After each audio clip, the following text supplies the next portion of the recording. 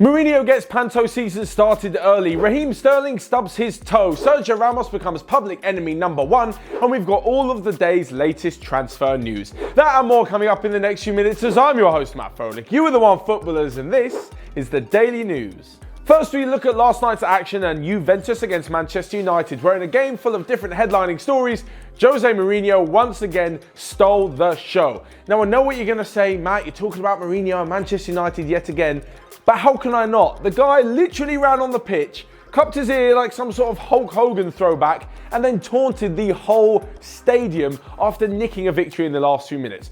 ¿No entiendes italiano? Sí, lo entiendo perfectamente. ¿Entiendes? Sí, sí. Ah, entonces sabes lo que me llamaron. Italiano, non è un problema. Sabes lo que me llamaron por 94 minutos. E la falta di rispetto è il mio gesto. Un'offesa è quello che loro hanno fatto con me. Questo è un'offesa. Questo non è un'offesa. Questo è un po' di più. Un po' di più, voglio sentire adesso.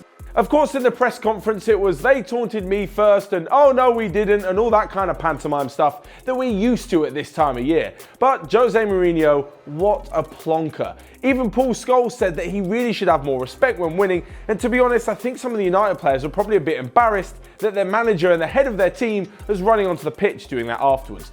Aside from that though, Ronaldo did score a banging goal and did his usual celebration where he shows off his muscular six-pack, fair play to him. And also somehow, Juventus didn't even win the game in the first place with Cuadrado missing a hatful of chances. As for preparation on the weekend, well, it's gone a little bit better than people would have expected ahead of the Manchester derby. But that's just for Manchester United. For Manchester City, their preparations for the Manchester derby went absolutely phenomenally well as they smashed Shakhtar 6-0. However, yet again, the game wasn't the main talking point as Raheem Sterling's penalty definitely grabbed all of the headlines. After running through on goal, he literally stubbed his toe on the floor and got a penalty. To be honest, I don't understand how the referee gave it. He was absolutely conned. It was like on the old This Is Football game back in like 04 or something, where you used to be able to dive and if you did it at the right angle, it looked like you were fouled and the ref gave it. Honestly, how that can happen in this day and age with those random blokes stood by the sideline, the extra officials, is beyond me. After the game in the press conference, Raheem Sterling of course said it wasn't a foul, probably because there was overwhelming video evidence against him. But why didn't he do it in the game, or should he have done it in the game?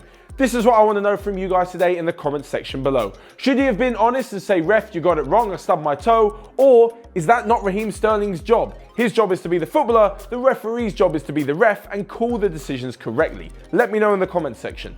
And moving on to more Champions League action from last night, and yet again it's another game where the scoreline is not the main topic. Unfortunately this morning, Pilsen defender Milan Havel will wake up with a bit of a face ache as his nose was left pretty bloody last night after coming into contact with the elbow of Sergio Ramos.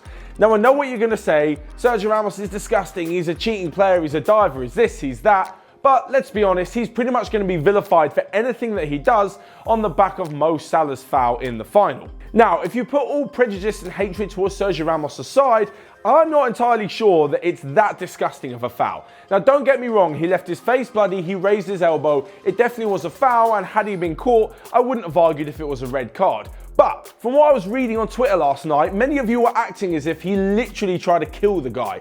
There was no backward motion to his elbow, he merely lifted it. If he'd been running alongside the defender, they would have engaged in some sort of tussle of the arms and strength would have prevailed. So the fact that he came around the other side, moved his head a little and Ramos's elbow went into his face, well, I'm not trying to defend him, but it's no way near as bad as some people are making out. Still, if you're a massive Mo Salah fan out there, then yes, Ramos should probably be charged for grievous bodily harm.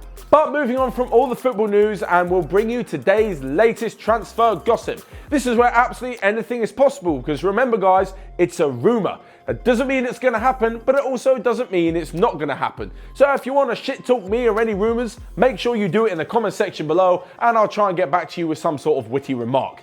Anyway, kicking things off, and Joachim Andersen, the Sampdoria defender, is apparently wanted by Manchester United.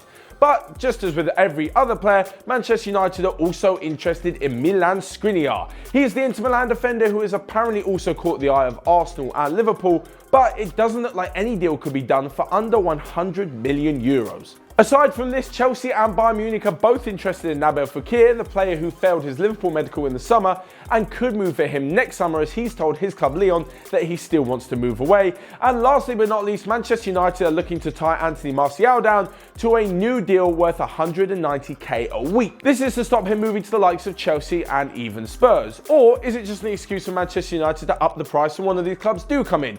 That's what I think is happening with him and Luke Shaw at the moment, because as soon as they go out of form, they're straight out of the team. To be honest, who knows what's going on at Manchester United these days? As always, don't forget to smash the like button. Let me know in the comment section what you thought on all of today's daily news. And until next time, I will see you guys later.